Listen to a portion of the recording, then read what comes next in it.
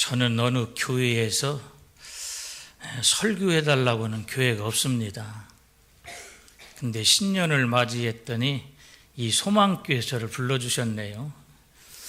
아마 김 목사님이 제가 고향 후배기도 하고 또 학교 후배기도 하니까 불러주신 것 같은데, 우리 선배 목사님 목회하시는 우리 소망교회 제가 설교를 하게 되니까 굉장히 긴장이 됩니다.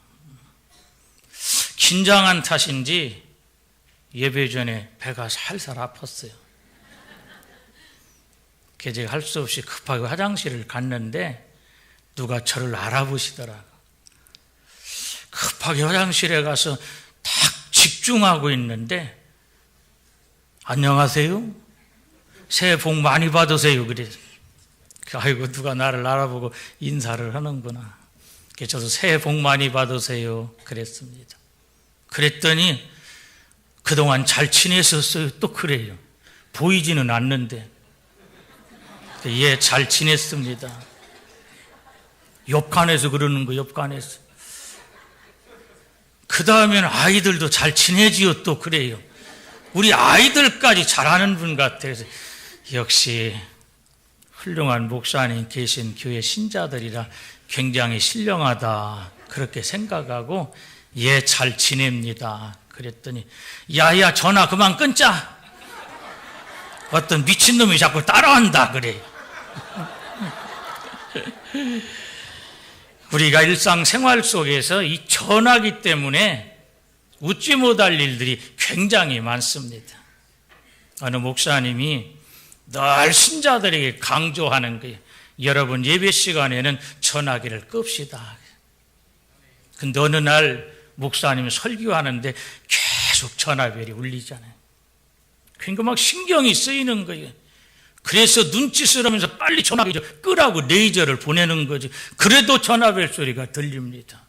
나중에 보니까 목사님 가방에서 소리가 나는 거예요. 태연하게 전화기 탁, 하나님 지금 설교 중입니다.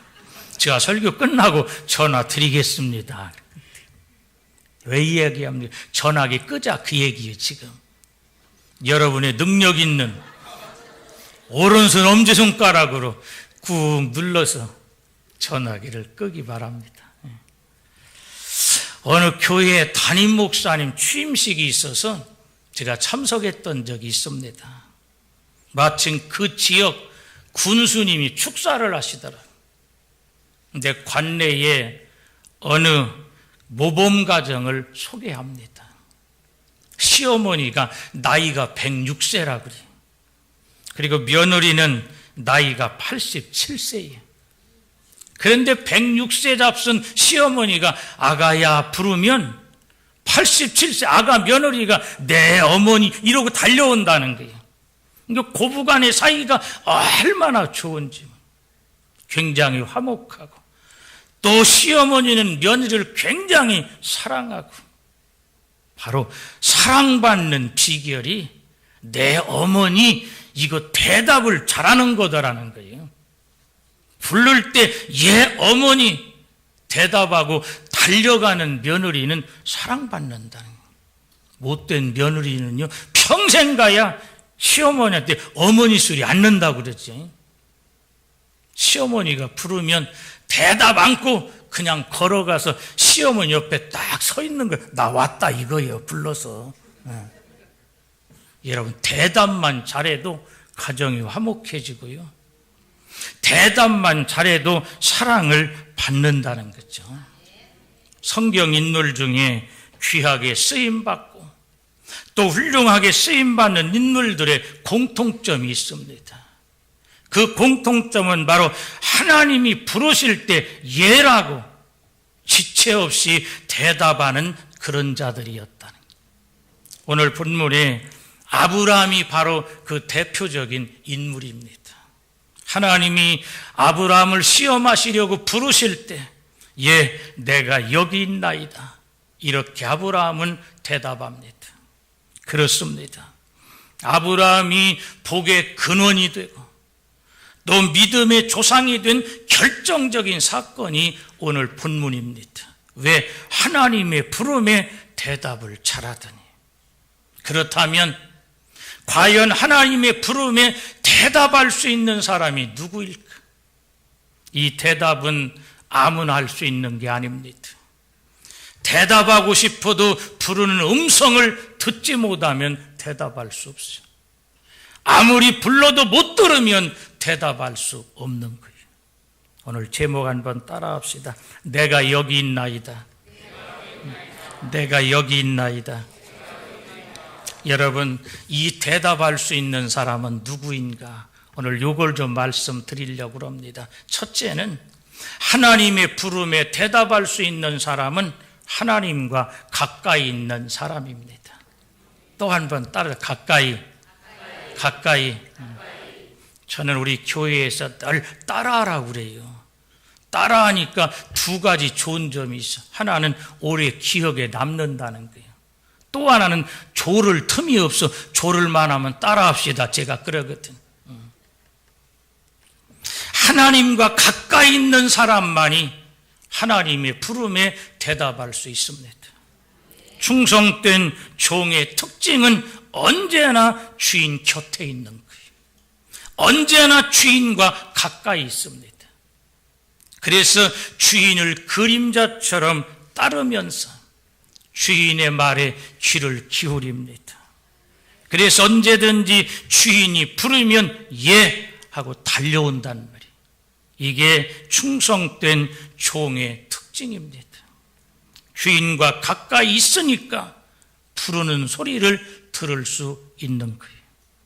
이게 충성된 종의 모습이고, 이런 종은 주인의 사랑을 받습니다.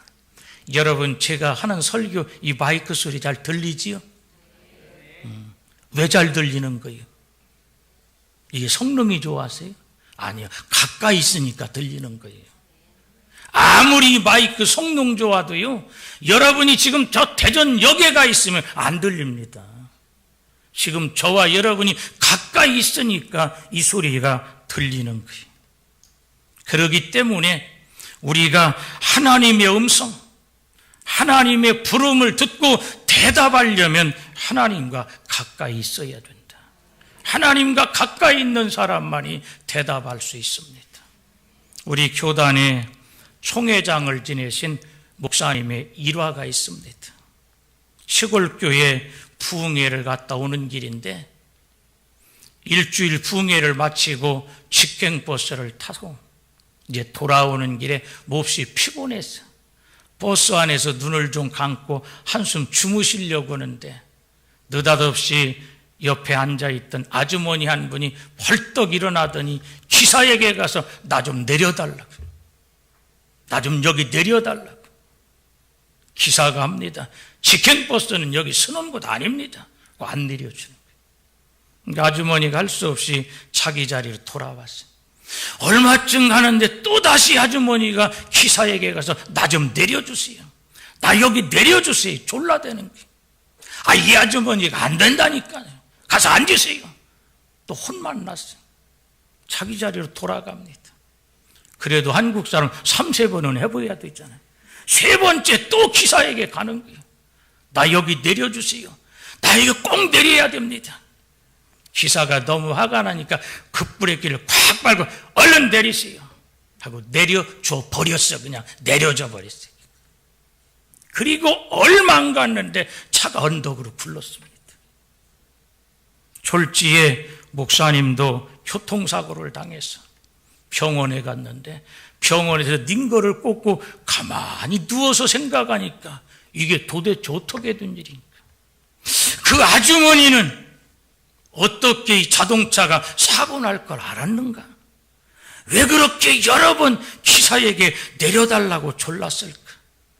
궁금한 거예요. 기도합니다. 하나님, 어떻게 된 겁니까? 어떻게 그 아주머니는 사고 날 걸 알았는지 내렸는데 나는 이게 뭡니까? 이때 하나님의 음성이 들려옵니다. 사랑하는 종아, 그 여인은 내게 아주 가까이 있었단다. 나와 가까이 있었기 때문에 내가 부르는 소리를 들을 수 있었던 거예요. 그러나 너는 내게서 아주 멀리, 너는 성전 바깥들에 있었기 때문에 내가 불러도 듣지 못한 거란다. 그제서야 하나님의 음성을 듣고 목사님은 가슴을 치면서 그 자리에서 무릎을 꿇었습니다. 그리고 그 길로 기도원에 올라가서 하나님과 가까이 하게 해주세요. 하나님과 좀 더 가까이 하기를 위해서 몸부림하고 기도하게 됐던 거예요. 여러분, 그렇습니다. 누구라도 하나님과 멀리 있으면 하나님의 음성을 들을 수 없고, 음성을 들을 수 없기 때문에 아무리 불러도 대답할 수 없는 겁니다. 오직 하나님과 가까이 있는 자만이 하나님의 음성을 들을 수 있는 것. 이건 목사도 마찬가지, 장로도 마찬가지, 누구라도 마찬가지. 그렇다면 오늘 저와 여러분, 우리는 어떻습니까? 나는 하나님과 얼마나 가까이 있는가? 하나님의 음성을 듣고 즉시 대답할 수 있는가? 아니면 하나님과 아주 멀리, 내가 지금 성전 바깥 뜰에 거하고, 아니 세상에 거하고 있지는 않는가? 여러분, 세상을 가까이 하면 하나님과 멀어지는 걸 아십니까? 세상과 벗되는 것이 하나님과 원수되는 것을 모르느냐? 성경은 말씀합니다. 나도 모르는 사이에 세상과 가까이 지내느라고 하나님과는 원수처럼 되지 않았습니까? 이제 원하기는 새해를 맞이해서 헌신을 다짐하는 직분자 여러분, 하나님과 가까이, 더 가까이 할 수 있기를 축복합니다. 여러분, 하나님과 가까이 하려면 우선은 교회를 가까이 하세요. 교회를 가까이 해야 하나님과 가까이 할 수 있어요. 이게 바로 교회 중심의 신앙생활입니다. 교회 중심의 신앙생활. 근데 요즘요, 얼마 전에 신문에 보니까 가나안 신자가 190만 명이라고 그래요. 대한민국 기독교인 숫자가 1000만 명인데 그 중에 가나안 신자가 190만 명. 여러분, 가나안 신자가 뭔지 알지요? 가난한 신자가 아니에요. 가나안, 거꾸로 하면 안 나가, 그 말이에요. 교회 안 나가는 신자가 190만 명이라는 거예요. 예수는 믿는다고 하는데 예배 출석 안 합니다. 교회 중심의 신앙생활 안 해요. 이런 자들이 190만 명이라고 그래요. 이렇게 하면서 어떻게 하나님과 가까이 있을 수 있습니까? 여러분, 교회를 가까이, 저는요, 아마 마찬가지겠지만 우리 교회에서 학생들에게도, 주일 학생들에게도 너희들 놀러 오려면 교회로 놀러 오라고 그래요. 애들이 놀아도 교회에서 놀면 괜찮아요. 엉뚱한 데 가서 놀으니까 문제지. 교회를 가까이 하는 건 좋습니다. 그래서 하나님과 가까이 하려면 교회를 가까이 해야 돼요. 또 하나, 여러분, 하나님과 가까이 하려면 목회자를 가까이 하세요. 목회자를 가까이 하는 건 신자에게 유익입니다. 목회자와 사이가 좋고 가깝고 관계가 바로 되면 어떤 설교를 해도요, 은혜가 됩니다. 목회자와 관계가 조금 삐뚤어져서 삐딱선 타기 시작하면요, 천사 같은 설교를 해도 은혜 안 되는 거예요. 삐딱선 타다 나중에는 침몰하는 수가 있죠. 목회자와 관계를 가까이. 이 말은 목회자를 잘 섬기라는 말, 목사한테 잘하라 소리구만. 그렇습니다. 목사한테 잘하라 그 말이에요. 목회자를 잘 섬기는 것이 내 신앙의 유익입니다. 이걸 하나님이 기뻐하시는 거예요. 목회자를 하나님이 종으로 세웠잖아요. 신자가 하나님이 종으로 세운 목회자를 제멋대로 대하는 걸 하나님 기뻐하지 않습니다. 잘났든 못났든 하나님이 세웠기에 잘 섬기면 이걸 하나님이 기뻐하고 그 복을 내가 누리는 거예요.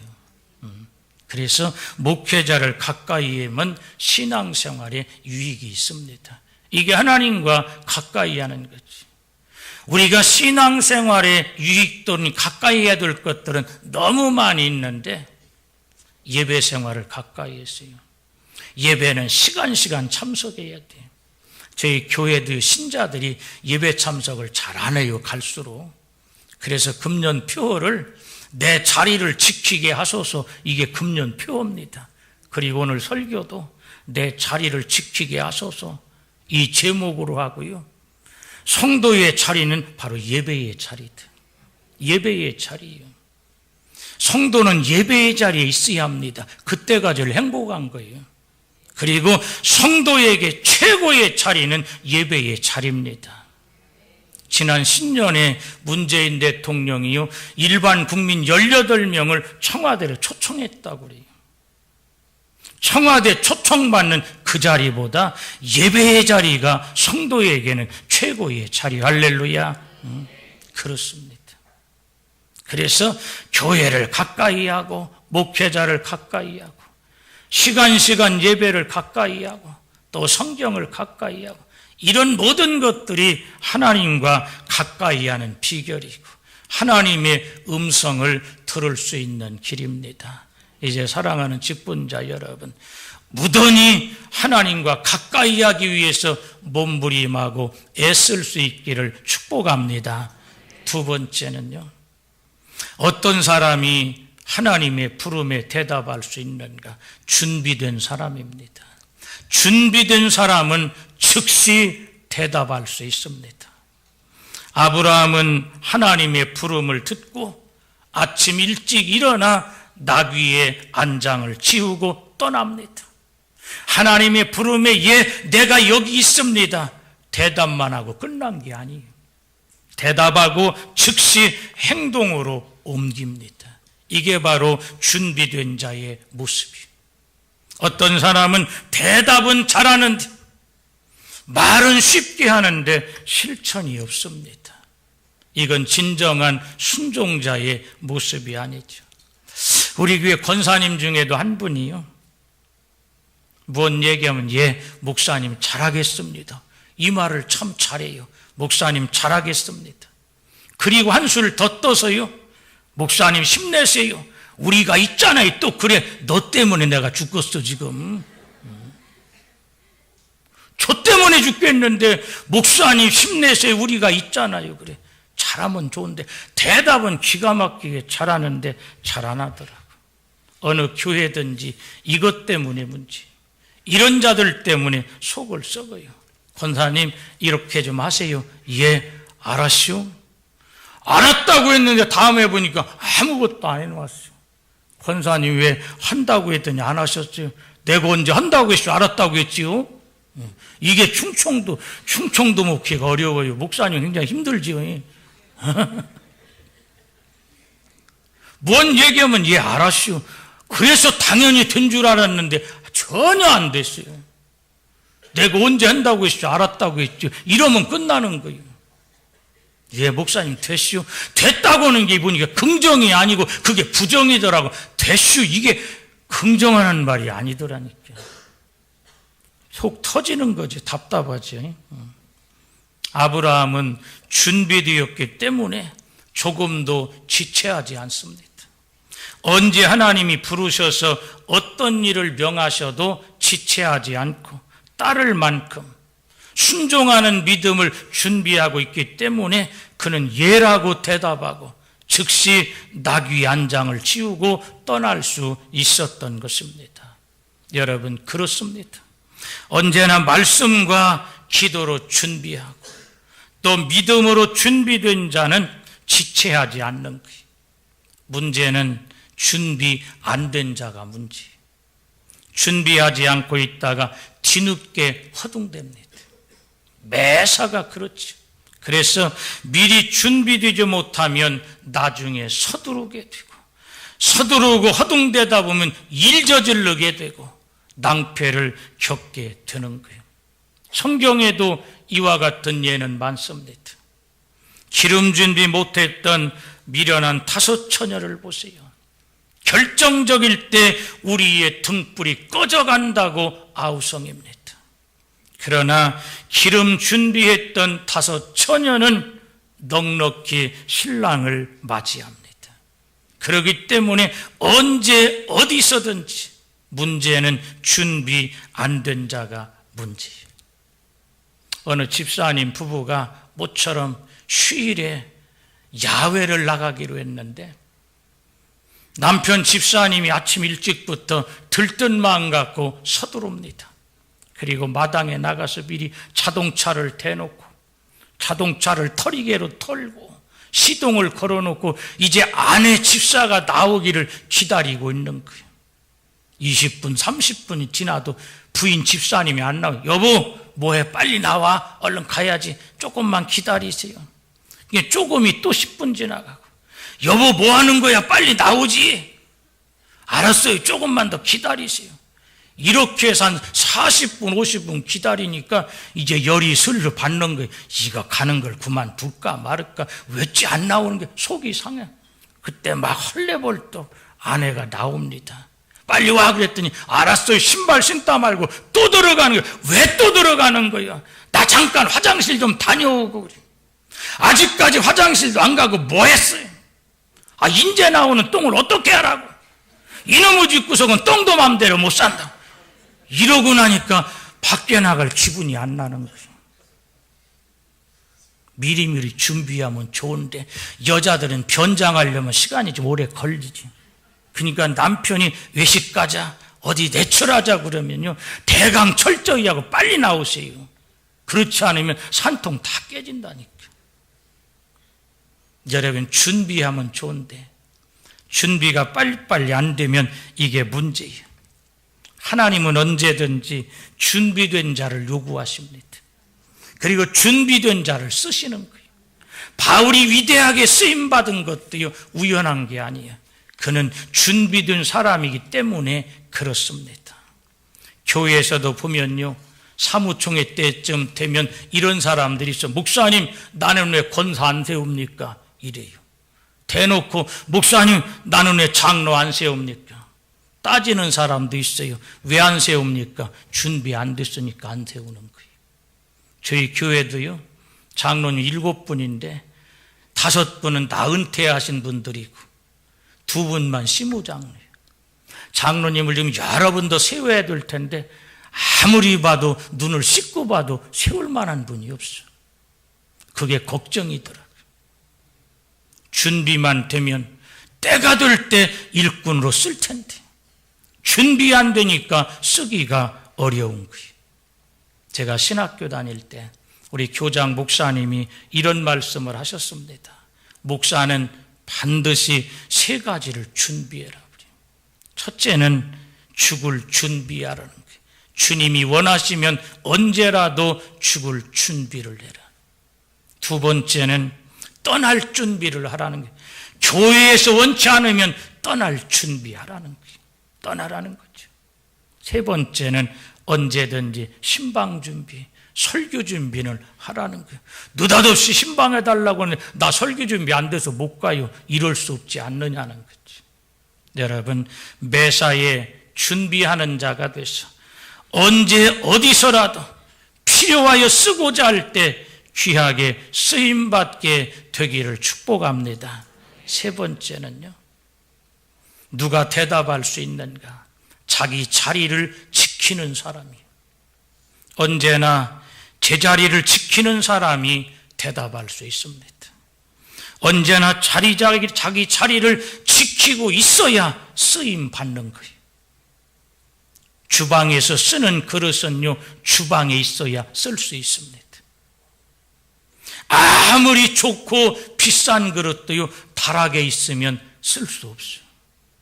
주방에서 쓰려면 늘 주방에 있어야 그 그릇을 쓸 수 있는 거예요. 그래서 언제든지 있어야 할 곳에 있어야 하고 제자리에 있어야 필요할 때 요긴하게 쓰임받는 거예요. 어떤 사람은요, 꼭 필요해서 찾으면 그 자리 없어. 이건 불행한 거예요. 다른 때는 늘 눈에도 잘 뜨는데 필요해서 찾으면 그 자리에 없다고. 이건 불행한 거예요. 성도는 성도의 자리가 있습니다. 목사는 목사의 자리가 있습니다. 집사는 집사의 자리가 있고요. 그래서 이 자리를 잘 지키고 있어야 하나님이 필요해서 쓰시려고 부르실 때 대답할 수 있고 쓰임받을 수 있는 거예요. 우리 교회 원로 장로님이 계시는데요, 제가 금산교회 온 지 10년 지나고 11년째 됩니다. 제가 와서 벌써 한 10년 될 동안 그 원로 장로님 맨 앞자리에 앉아 예배 시간마다 앞자리에 앉아서요 예배를 늘 빛내주시는 분이에요.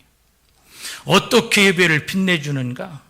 그 양반 머리가 하나도 없어요. 대머리라 머리가 다 빠져서 늘 그 자리에 앉아 반짝반짝 빛을 내고 있어요. 빛내주. 제가 요즘 아침마다 머리를 감으면 머리카락이 굉장히 많이 빠지더라고. 그때마다 야, 이거 아까운 머리카락이 왜 이렇게 많이 빠져? 굉장히 신경이 쓰이거든요. 머리카락이 많이 빠진 분들 죄송해요. 야, 나도 머리가 수북했으면 얼마나 좋을까. 이전에 머리카락 수북할 땐 귀한 걸 몰랐는데 지금 많이 빠지니까 이렇게 소중한 걸, 이런 느낌을 가질 겁니다. 저도 그렇습니다. 그런데요, 그렇게 소중하게 여겨지는 머리카락이 밥그릇에 가 있으면 밥맛 떨어집니다. 그게 여기에 있을 때 소중하지요. 그게 국그릇에 들어가 있으면요 밥맛이 떨어지는 거예요. 하다못해 머리카락 하나도 있어야 될 제자리에 있으면 아름답고 소중한데 엉뚱한 데가 있으면 그것이 입맛을 떨어뜨린다고. 여러분, 그렇다면 하물며 하나님의 자녀로 부름받은 저와 여러분이 제자리에 있지 않고 엉뚱한 데 있다면 그 모습이 아름답겠느냐는 거예요.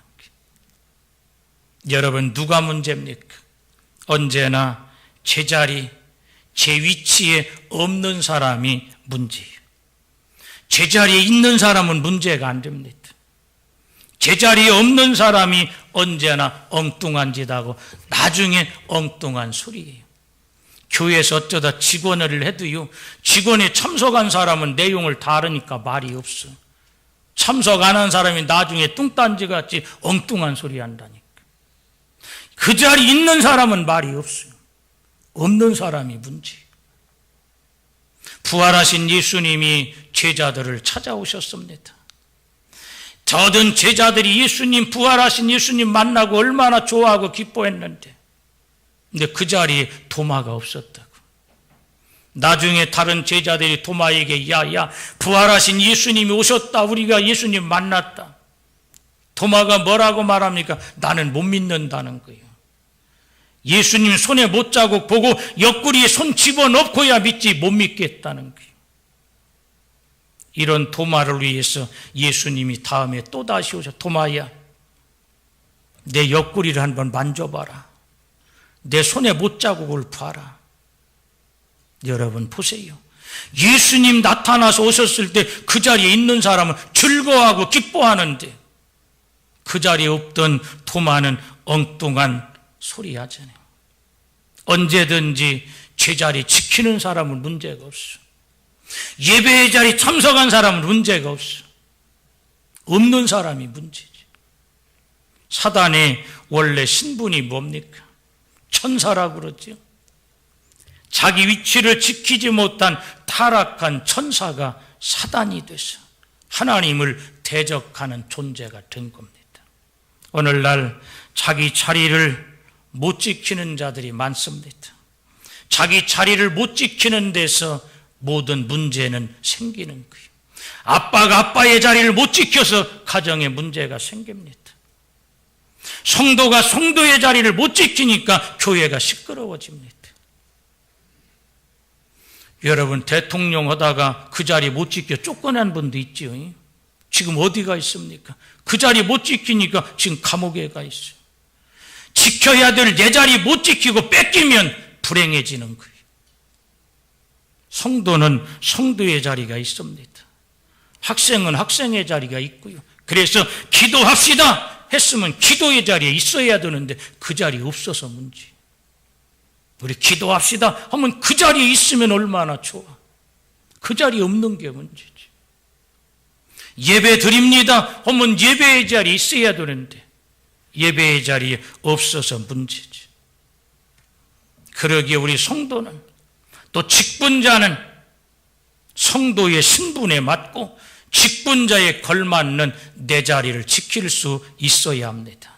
특히나 교회 중직자들은요, 반드시 자기 자리를 지켜야 합니다. 여러분, 교회 중직자가 누굽니까? 장로지요, 권사지요, 안수집사지요. 이게 다 교회 중직자들이. 교회의 수준은요, 장로의 수준입니다. 그 교회의 수준은요, 권사의 수준입니다. 장로, 권사가 수준을 높이면 교회 위상이 올라가는 거예요. 교회의 수준이 높아지는 거죠. 근데 오히려 중직자들이 교회의 수준을 끌어내리고 있대. 이게 문제입니다. 장로 중에도요, 공립에 참석 안 하는 장로 태반입니다. 장로 중에도요, 새벽기도 안 하는 장로 수두룩합니다. 어디 얘기? 우리 교회 얘기요. 중직자가 수준을 그렇게 끌어내리고 있어요. 세상에 믿지 않는 사람들도 예수 믿으면, 장로 정도 되면 교회 가서 살다시피 해야 되는 걸 다 아는데도 안 믿는 사람도 그걸 알아요. 근데 그 자리를 못 지킨다는 게. 그래서 어쩌다가 목사가, 사실 목사가 장로님 정도 되면요, 장로님들한테 개인적으로 충고하는 게 쉽지 않습니다. 힘들게 장로님, 그래도 장로님이 공립에는 나오셔야지요. 새벽 기도는 하셔야지요. 이렇게 말하면요, 듣기 싫어합니다. 듣기 싫어해요. 목사가 말하는 소리 듣기 싫어서 안 들으려고 하는데 하나님 음성이 들리겠습니까? 이런 자들 때문에 목사가 설교하기 사실 힘들어요. 저는요, 우리 교회에서도 장로님들한테 쓴소리를 굉장히 잘합니다. 그래, 장로님들한테도 다 손들으라고 그래요. 새벽 기도 안 올 사람 손 들고, 올 사람은 손 내리세요 그래요. 장로님들이 어쩔 수 없이 내린다니까 새벽 기도 오겠다고. 그래서 중직자들이 내 자리를 못 지키면 목사가 설교하기 힘들어요. 아, 목사님 장로도 안 하는데, 뭐 권사님도 안 하는데 이래버리면 목사가 할 말이 없는 거예요. 그러므로 특별히 중직자들은요, 제 자리를 지켜야 합니다. 말씀을 맺겠습니다. 아브라함을 부르셨던 하나님은 지금도 순간순간 우리를 부르십니다. 아브라함을 부르신 하나님의 음성은 이 시간 저와 여러분을 부르시는 음성입니다. 사랑하는 아무개야, 사랑하는 아무개 장로 혹은 권사야, 하나님의 이 부름에 나는 과연 내가 여기 있습니다, 대답할 수 있느냐는 거예요. 아침에 일찍 나귀 한 장을 치우고 모리아 산으로 향할 수 있느냐는 거예요. 이제야 내가 나를 사랑하는 줄 알았노라 하나님께 인정받을 수 있겠느냐는 겁니다. 이제 원하기는 헌신의 옷깃을 동여매며 힘있게 새해를 출발하는 우리 소망교회 성도와 직분자 여러분, 언제나 하나님을 가까이 하고 또 모든 것에 믿음과 기도로, 말씀으로 준비하고 내 자리 잘 지켜가는 선한 청지기들이 되기를 축복합니다. 기도합시다.